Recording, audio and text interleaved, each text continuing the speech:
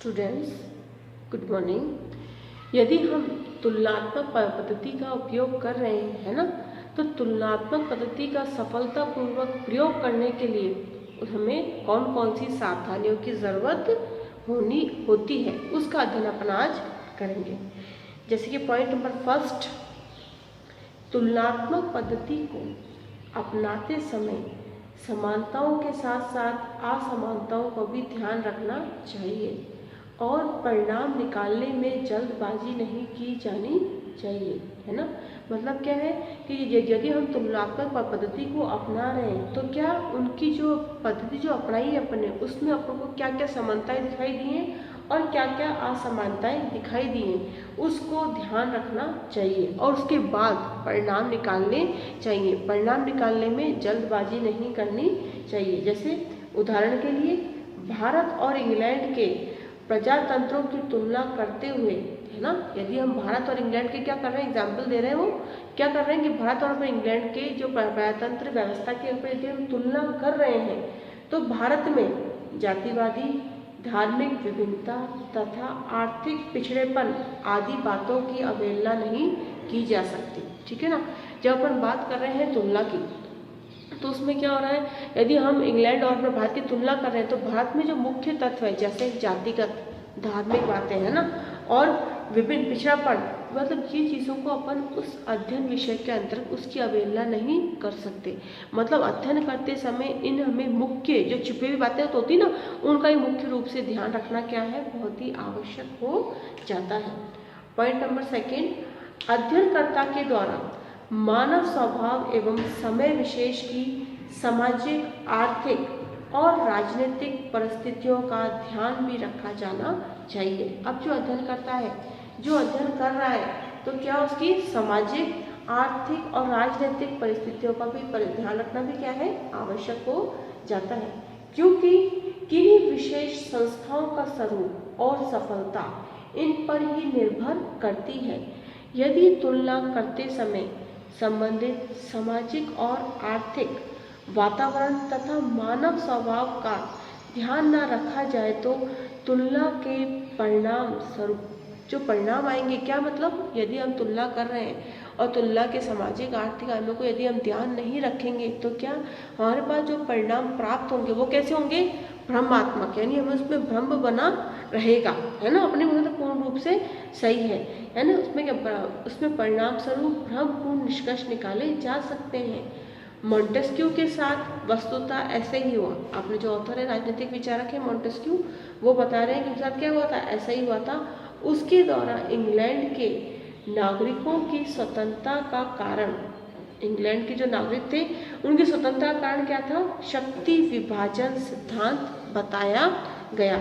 जबकि वास्तविक स्थिति यह थी कि इंग्लैंड में शक्ति विभाजन सिद्धांत को कभी भी नहीं अपनाया गया था। अब क्या, जब मॉन्टेस्क्यू ने एक समय जब अध्ययन किया तो क्या बता रहे हैं कि वहाँ ब्रिटेन में शांति व्यवस्था क्यों बनी हुई, क्योंकि वहाँ पे शक्ति विभाजन का सिद्धांत अपनाया गया है। जबकि वास्तविक स्थिति में क्या है, वास्तविक स्थिति में ऐसी कोई शक्ति पृथक्करण सिद्धांत को वहाँ अपनाया ही नहीं गया है।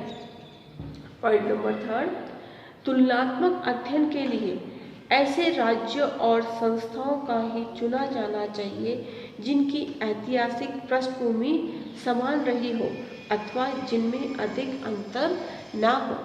अब क्या है, जब तुलनात्मक क्षेत्र की जब हम बात कर रहे हैं, जब तुलनात्मक पद्धति को अपना जब हम तुलना कर रहे हैं तो क्षेत्र क्या होना चाहिए, क्षेत्र हमें समान प्रतीत हो ऐसा क्षेत्र होना चाहिए। यानी उसमें कोई कि ऐसा नहीं कि क्षेत्र तो अपन एक ले रहे हो, उसमें जो इकाई है वो दूसरी अपन ले रहे हैं, ऐसा नहीं होगा। क्षेत्र यानी समान होना चाहिए।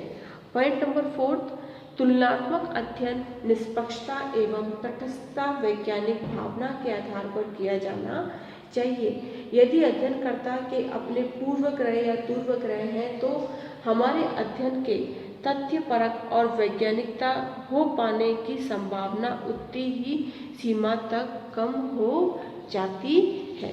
यदि मतलब अपन मानो कि अपने किसी आधार पर, मतलब निष्पक्षता, तटस्थता, वैज्ञानिक भावना के आधार पर किया जाना चाहिए। जब भी हम तुलनात्मक अध्ययन कर रहे हैं तो उसमें भाव कैसा होना चाहिए, हमारा तटस्थ होना चाहिए, वैज्ञानिकता को लिए हुए हमें प्रयोग करने चाहिए। और यदि अध्ययन करता अपने पूर्वग्रह दुराचार है तो उसने हमारे अध्ययन की तथ्यपरक और वैज्ञानिक हो पाने की संभावना उतनी सीमा तक कम हो जाती है। यदि अध्ययनकर्ता को क्या है, वैज्ञानिकता की उसकी नॉलेज नहीं है, वो अपने वही पुराने अध्ययन के रूप में अपना रहा है, वही जो पूर्व ग्रह से वो ग्रसित है, तो क्या होगा, उसके अध्ययन क्या होगा, पूर्ण रूप से सही अध्ययन वो नहीं हो पाएगा। इसके लिए क्या है, वैज्ञानिक पद्धतियों को अपनाया जाना क्या है, मुख्यतः बहुत ही ज़रूरी है। और अपन बोल सकते हैं कि उपयुक्त सभी समस्याएं, है ना, उपयुक्त सभी समस्याओं के कारण तुलनात्मक अध्ययन एक कठिन एवं जटिल कार्य हो गया है ना।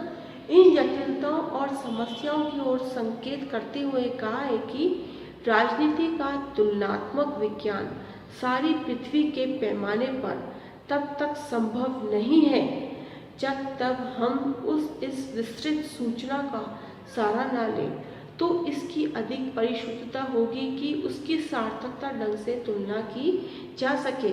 इन सभी जटिलताओं और समस्याओं का आशय यह नहीं है कि तुलनात्मक पद्धति को अपनाना संभव ही नहीं है, मतलब तुलनात्मक पद्धति को अपनाना आवश्यक है तथा इसे अपनाना भी संभव है।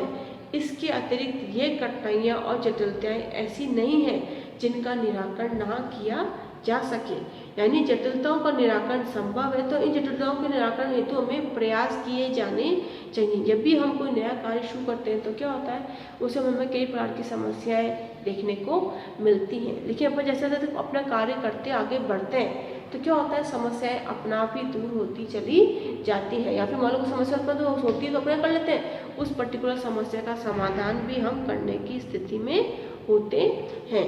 तुलनात्मक विश्लेषण के आधार पर सामान्य सिद्धांत का निर्माण करना कठिन जरूर है, लेकिन असंभव नहीं है। जैसे जैसे तुलनात्मक राजनीति तुलना के लिए नए शोध उपकरण अस्तित्व में आते जा रहे हैं, वैसे वैसे क्या हो रहा है, तुलनात्मक राजनीति का अध्ययन और सुव्यवस्थित और वैज्ञानिक बनता जा रहा है।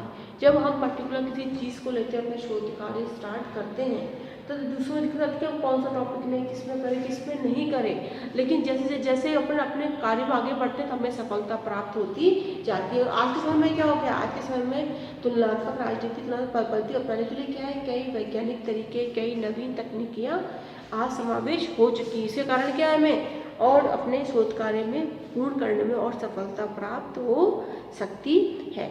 आज का हमारा टॉपिक यही समाप्त होता है। Thank you.